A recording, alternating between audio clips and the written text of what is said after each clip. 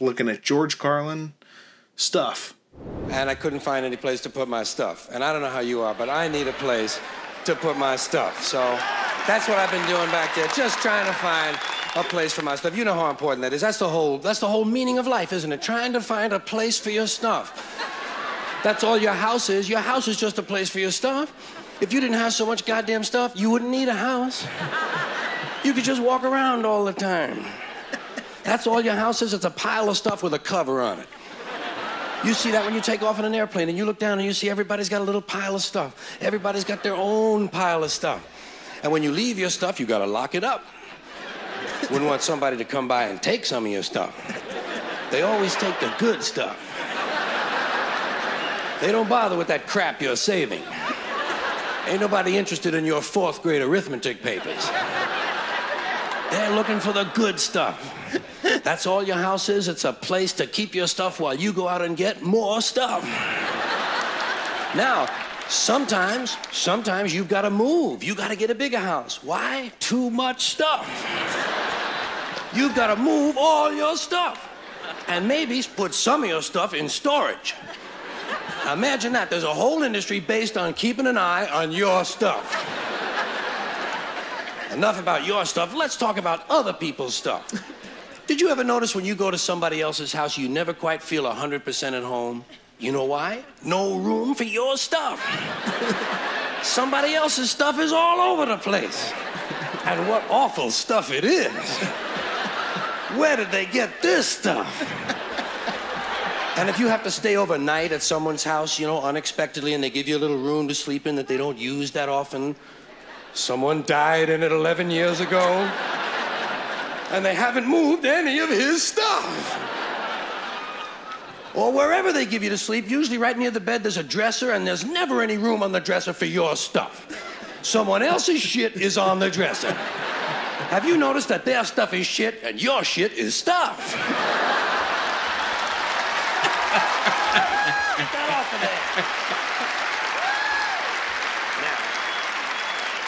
there. Now, sometimes you go on vacation, you gotta bring some of your stuff with you.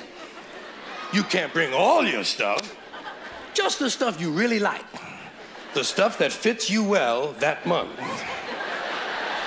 Let's say you're gonna go to Honolulu. You're gonna go all the way to Honolulu. You gotta take 2 big bags of stuff, plus your carry-on stuff, plus the stuff in your pockets.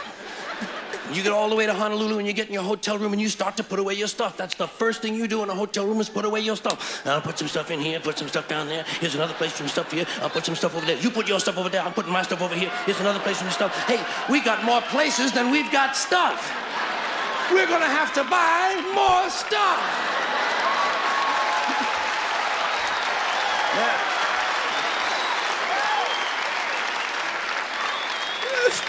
And you put all your stuff away, and you know that you're thousands of miles from home, and you don't quite feel at ease, but you know that you must be okay because you do have some of your stuff with you.